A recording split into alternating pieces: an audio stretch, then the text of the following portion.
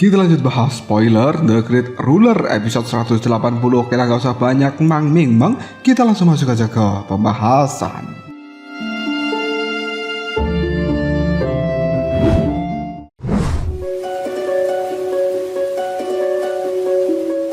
Setelah Muchen dan juga teman-temannya berhasil mendapatkan harta karun dari danau yang ada, mereka memutuskan untuk melakukan kultivasi agar kekuatan bisa meningkat. Muchen memilih untuk berkultivasi di atas danau yang terlihat begitu jernih. Di tengah mata yang terbuka, Muchen mulai mengeluarkan botol giok yang mengandung cairan roh tertinggi untuk membantu kultivasinya kali ini. Sekitar 1 juta cairan roh tertinggi mulai melayang di sekitar tubuh dari Muchen sebelum akhirnya mulai masuk secara perlahan melalui mulutnya. Cairan ini berhasil membuat tubuh dari seorang Muchen mengeluarkan cahaya keemasan yang terlihat begitu terang. Tak terasa, kultivasi Muchen sudah berlangsung selama sekitar 10 hari. Pemuda itu telah menghabiskan 5 juta cairan roh tertinggi hingga berhasil menerobos puncak alam tertinggi tingkat ke-6.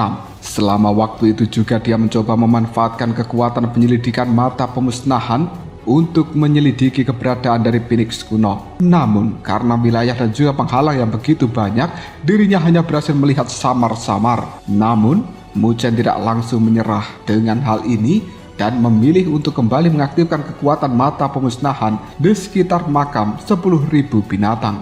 Semakin lama Muchen mengaktifkan mata pemusnahan itu, dirinya mulai merasakan sakit yang cukup terasa, dan ketika dia ingin menghentikan pencarian, tiba-tiba saja sebuah area hitam mulai muncul di dalam pikirannya. Tempat itu terlihat begitu menyeramkan. Ketika masuk semakin dalam, Muchen mulai mendengarkan suara auman dengan api yang telah membumbung tinggi. Hal ini pada akhirnya berhasil membuat mata pemusnahan milik Muchen meledak. Menyadari serangan balik yang ditimbulkan, dirinya pun segera membuka matanya agar kekuatan yang dia punya tidak ikut hancur lebur. Muchen kembali memikirkan api yang dia temui sebelumnya.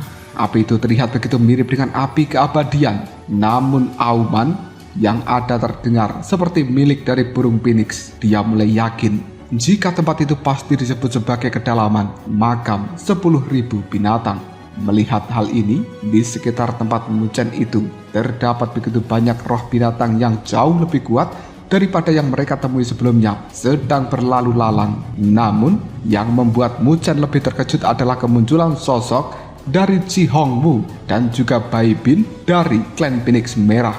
Tapi di depan kedua orang itu ada sesosok pemuda yang menggunakan jubah cukup panjang dan memegang sebuah kipas putih berisi api putih yang terlihat begitu kuat.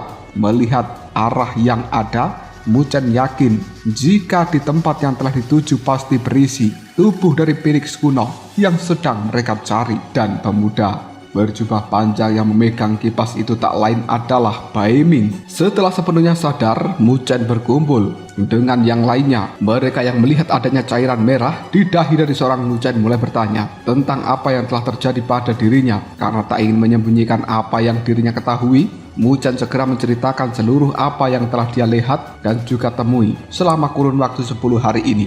Mendengarkan cerita dari seorang Muchen, Jiuyu mulai terkejut karena perkataan Muchen yang mengatakan jika dirinya bertemu dengan klan Phoenix Merah. Mengetahui hal ini, gadis itu yakin jika klan Phoenix Merah pasti sudah merasakan adanya keberadaan dari Phoenix kuno. Hansan juga mendengar seluruh perkataan Muchen mulai memberikan informasi penyelidikan selama 10 hari yang dilakukan oleh anak buahnya. Dan informasi ini bukan berisi posisi Phoenix, namun mendadak ada beberapa tim ras binatang dewa tingkat atas yang memasuki makam 10.000 binatang. Beberapa klan itu adalah klan Kunpeng, klan Merak 9 Warna, klan Bangau Langit, klan Kera Pencapai Langit. Muchen yang mendengarkan tentang klan-klan ini mulai yakin jika mereka pasti mendapatkan informasi mengenai wilayah misterius yang dia temukan sebelumnya. Tak lama kemudian suara dari Mofeng mulai terdengar. Dengan tegas pemuda itu bertanya tentang pendapat Muchen untuk rencana selanjutnya. Mendengarkan hal seperti ini, Muchen mulai berpikir jelas. Dirinya tahu jika bahaya yang ada di wilayah itu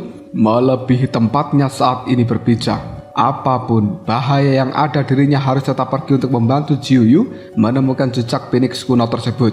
Jika dirinya harus mengirimkan orang tak bersalah menuju ke alam baka, mungkin dia akan tetap melakukannya asalkan benda itu bisa jatuh ke tangan dari Jiuyu. Dengan tegas Mu Chen berkata, kita akan tetap pergi ke tempat itu.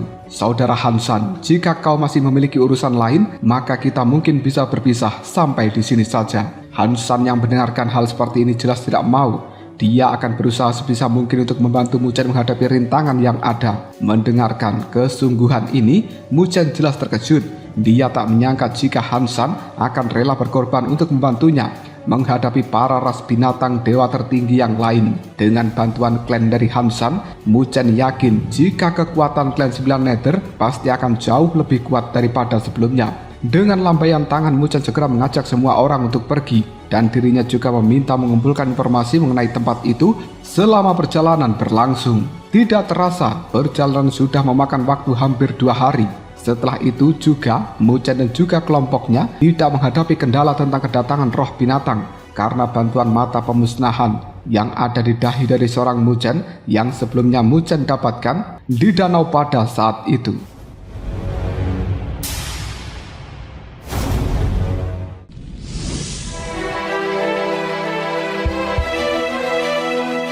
Namun tak lama kelompoknya mulai bertemu dengan klan lain yang memiliki tujuan yang sama dengan wilayah yang telah mereka tuju. Setelah pertarungan yang cukup sengit, akhirnya Mu Chen berhasil memenangkan pertarungan itu hingga dirinya memperoleh informasi mengenai wilayah yang akan mereka tuju saat ini. Dari informasi yang telah didapatkan, wilayah itu pernah menjadi tempat pertarungan antara ras jahat asing dengan para binatang super tingkat dewa. Pada akhirnya tempat itulah yang menjadi pemakaman dewa setelah para binatang dewa itu dikirimkan menuju alam baka oleh ras jahat asing. Tidak butuh waktu yang lama mereka mulai memasuki kedalaman makam 10.000 binatang yang memiliki aura kematian yang lebih pekat. Namun mereka mulai merasakan adanya beberapa klan yang sudah mulai memasuki area itu. Mu Chen yakin jika lawan mereka ke depannya adalah para jenius terbaik di daratan atau di dalam benua binatang ilahi ini. Setelah masuk lebih dalam, mereka mulai menemukan sebuah tempat yang berwarna merah tua bersembunyi di belakang gunung setinggi langit.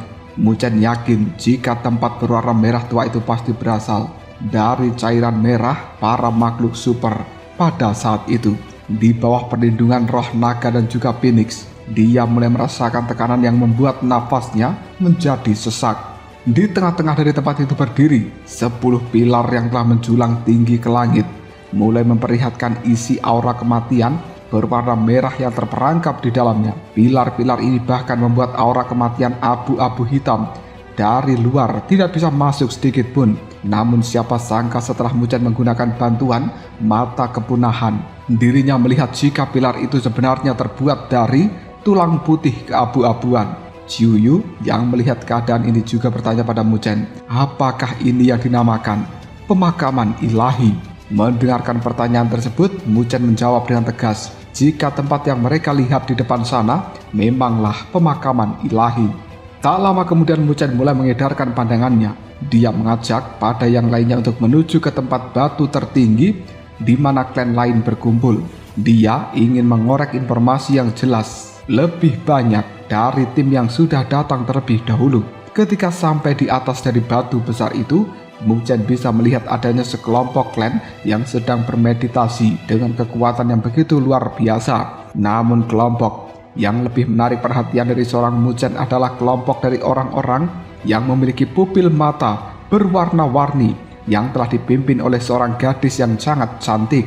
Jiuyu yang menyadari arah pandangan dari mata Mu Chen, dia mulai menjelaskan jika mereka berasal dari klan Merak 9 warna. Tidak hanya itu saja, Jiuyu juga memperkenalkan beberapa klan lain pada Mu Chen, seperti klan Kera Pencapai Langit yang telah memegang tongkat batu hingga memancarkan aura yang begitu mengerikan. Di samping dari klan Kera, telah berdiri klan Kunpeng yang memiliki wajah tampak lesu dan juga muram, namun memiliki ketajaman dan juga kecepatan yang tidak tertandingi. Tak lama Mu Chen juga mulai berpandangan dengan sosok pria berjubah panjang memegang kipas dari klan Phoenix Merah. Ketika Mu Chen melakukan penjelajahan selama 10 hari menggunakan bantuan mata pemusnahan, dan pemuda itu tak lain adalah Bai Ming. Kali ini dengan tegas, pemuda bernama Bai Ming itu berkata, bukankah kau yang sudah memata-mataiku sebelumnya? Di tengah tatapan mata seperti itu, Mu Chen mulai mendengar obrolan beberapa orang yang menganggapnya bodoh karena berani memprovokasi sosok kuat seperti Bai Ming. Bahkan beberapa sosok secara terang-terangan tidak berniat untuk membantunya karena melihat jika dirinya baru memasuki puncak dari tingkat ke-6. Mu Chen yang mendapatkan perlakuan seperti ini memilih untuk tetap tenang dan berkata, "Makam 10.000 binatang atau makam ilahi ini jelas bukan milik siapapun. Aku pikir kau tidak berhak untuk melarang orang lain menjelajahi ke dalamnya." Mendengarkan kata-kata seperti ini, jelas banyak orang tidak percaya jika Mu Chen akan benar-benar berani memprovokasi seorang Bai Ming. Sementara Bai Ming yang telah mendengarkan penghinaan dari Mu Chen, dia memandang tajam pada bocah itu. Tak lama kemudian sosok dari Bai Bin yang ada di belakang mulai maju dan berkata jika Mu Chen adalah sosok yang sebelumnya berselisih dengannya. Mendengarkan hal ini, sebuah senyuman jahat muncul di sudut bibir dari seorang Bai Ming. Tak menyangka jika Mu Chen pemuda ini akan datang sendiri untuk menyerahkan nyawanya. Ji Hongwu yang melihat senyuman dari seorang Bai Ming, dia mulai memberikan peringatan pada Mu Chen untuk menyerah saja sebelum hal yang buruk benar-benar terjadi pada dirinya dan juga klan 9 Nether.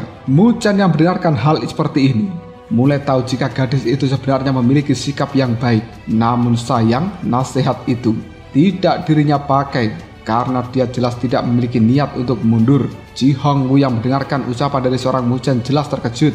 Dia tak menyangka jika pemuda itu akan tetap bersikeras untuk melawan Bai Ming. Pada akhirnya, gadis Ji Hongwu memilih untuk tidak peduli lagi dengan nasib Mu Chen ke depannya. Benar saja, tak lama kemudian Bai Ming mulai berkata, "Saudara Mu Chen, aku bisa membiarkanmu keluar dengan selamat, bahkan membantumu melewati penghalang luar. Namun, aku perlu mendapatkan sesuatu dari dirimu."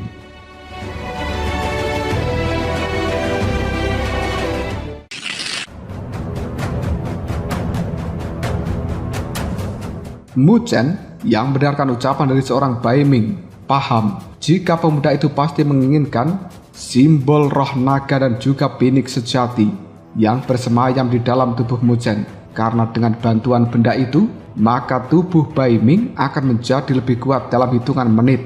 Menyadari hal seperti ini, jelas Mu Chen tidak mau. Dari kejauhan, Bai Ming yang melihat ekspresi itu langsung berkata, "Aku yakin jika kau pasti akan menolaknya. Namun sayangnya, kau tak memiliki kesempatan itu." Setelah selesai mengatakan hal seperti ini, Bai Ming mulai mengeluarkan hawa dingin yang ada di dalam tubuhnya untuk menyelimuti Mu Chen.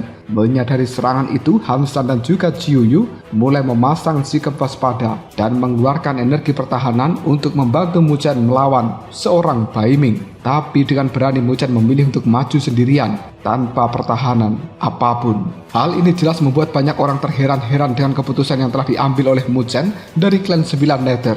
Melihat hal tersebut, Bai Ming memutuskan untuk segera melayangkan serangan energi dingin tepat di dada dari Mu Chen. Namun, itu tidak berhasil menggoyahkan seorang Mu Chen. Bahkan di tangan dari pemuda itu terlihat sebuah jantung yang berwarna perak dan mengeluarkan suara gemuruh.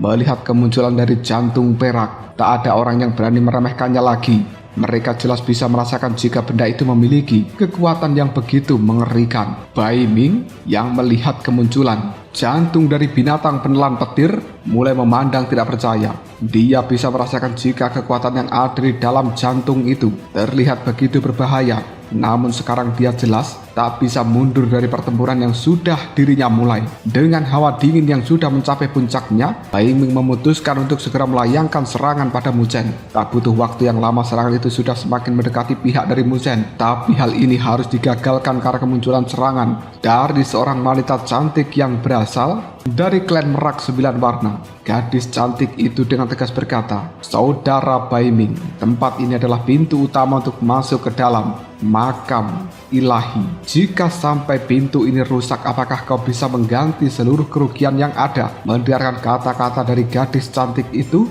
Bai Ming jelas tak berani bergerak lagi karena ada begitu banyak klan yang menyetujui perkataan dari gadis cantik tersebut. Setelah melihat benda yang Mu Chen keluarkan, banyak sosok kuat mulai yakin jika pemuda Muchen bukan manusia biasa seperti yang telah mereka kira di awal. Karena hal ini, tak ada lagi orang yang berani meremehkan Muchen dan memilih untuk menghentikan tindakan dari Bai Ming agar tidak memicu kemarahan dari sang Muchen. Jika sampai jantung binatang penelan petir itu hancur, maka mereka yakin akan ada kerugian yang harus diterima. Dengan nada yang lembut, gadis cantik dari klan Merak 9 Warna mulai berkata, "Saudara Muchen, aku pikir kau harus menyingkirkan benda yang ada di tanganmu agar tidak ada kerugian yang ditimbulkan." Mendengarkan hal seperti ini, Muchen berkata, "Klanku tidak berniat untuk mencari keributan. Namun jika ada orang yang mengganggu kami, maka aku tidak akan segan untuk mengambil sebuah tindakan." Mendengarkan kata-kata dari Muchen membuat Bai Ming dan juga Bai Bin mulai memperlihatkan wajah tidak suka.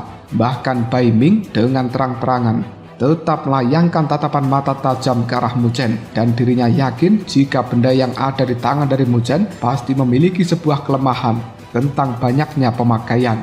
Pada akhirnya Muchen memilih untuk menyimpan kembali jantung dari binatang penelan petir miliknya dan dia merasa jika kekuatan dari benda itu masih belum pantas hanya digunakan untuk menyerang seorang Bai Ming. Namun dirinya bersyukur karena bantuan dari benda ini tak ada lagi yang berani meremehkan Muchen. Tak lama kemudian Muchen mulai mendengarkan perkataan dari gadis klan Merak 9 Warna. "Semuanya dengarkan aku baik-baik. Tempat ini merupakan pintu utama untuk bisa masuk ke dalam makam ilahi. Namun wilayah itu telah dibagi menjadi 2 area, yaitu area dalam dan juga area luar. Tidak ada penghalang di area luar, namun banyak roh binatang di dalam sana. Karena ini, kita memiliki beberapa kualifikasi agar tidak memasukinya." Mendengarkan kata-kata seperti itu, beberapa sosok lalu bertanya, "Kualifikasi seperti apa yang dimaksud oleh peri Kongling?" Nama gadis cantik dari klan Merak 9 Warna itu adalah peri Kongling. Gadis cantik bernama Kongling tersebut berkata jika mereka ingin memasuki bagian terdalam maka mereka harus mempunyai hati roh binatang tingkat ke-8. Mendengarkan kata-kata seperti ini jelas membuat banyak orang terkejut. Mereka tak yakin bisa mengirimkan tingkat ke-8 menuju ke alam baka dengan mudah. Bahkan jika mereka memperoleh kemenangan, maka harga yang harus dibayarkan pasti cukup mahal. Mendengarkan hal seperti ini, Muchen kembali bertanya pada Kongling, "Lalu apa yang ada di dalamnya?" Hingga persyaratannya begitu rumit. Dengan senyum yang cukup sombong, Kongling pun jawabnya, "Kau akan tahu jika kau memiliki kualifikasi untuk masuk." Mendengarkan jawaban seperti ini, Muchen jelas tahu jika gadis bernama Kongling itu sedang meremehkan dirinya. Hal inilah membuat Muchen memilih untuk menjawab, "Baiklah, sampai bertemu di wilayah terdalam." Kata-kata dari seorang Muchen jelas membuat banyak orang merasa jika Muchen itu terlalu percaya diri. Tak lama kemudian aura kematian di area luar mulai menunjukkan kelemahannya. Di saat itulah mereka akan memiliki kesempatan untuk melewati pintu utama dan masuk menuju bagian terdalam. Tak ingin mengulur banyak waktu lebih lama lagi, para anggota dari klan elit mulai berbondong-bondong untuk masuk ke dalam. Tapi beberapa dari mereka memutuskan untuk tidak masuk terlalu dalam karena tahu resiko seperti apa yang akan menanti. Mereka yakin jika pada bagian luar pasti sudah ada harta karun yang cukup untuk dimiliki.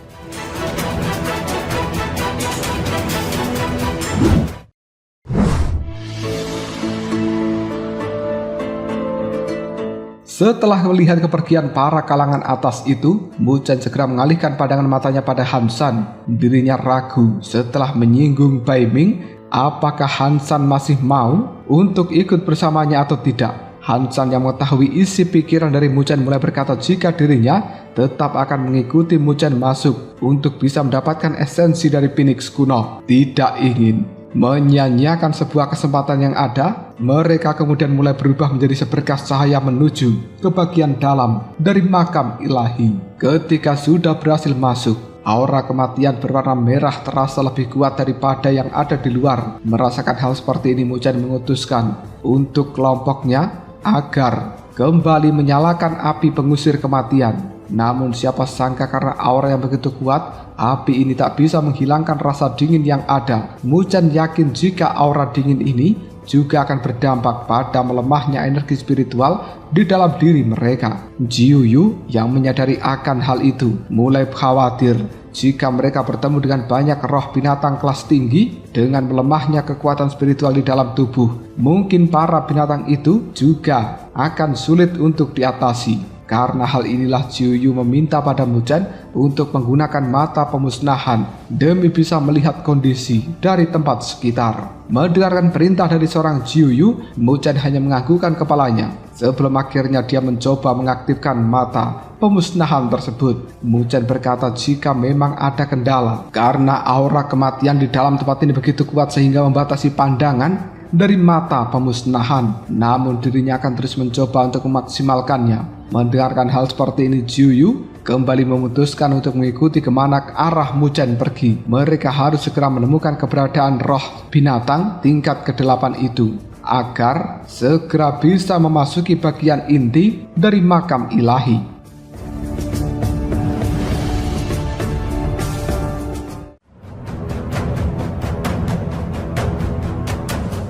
Lalu, apakah yang akan terjadi selanjutnya? Mungkinkah pencarian mereka akan berakhir dengan mulus atau justru akan menjadi kendala hingga perjalanan harus terhenti dan kembali dengan tangan kosong? Jika kalian penasaran, tunggu aja jawabannya di next video. Ngobrol Sob.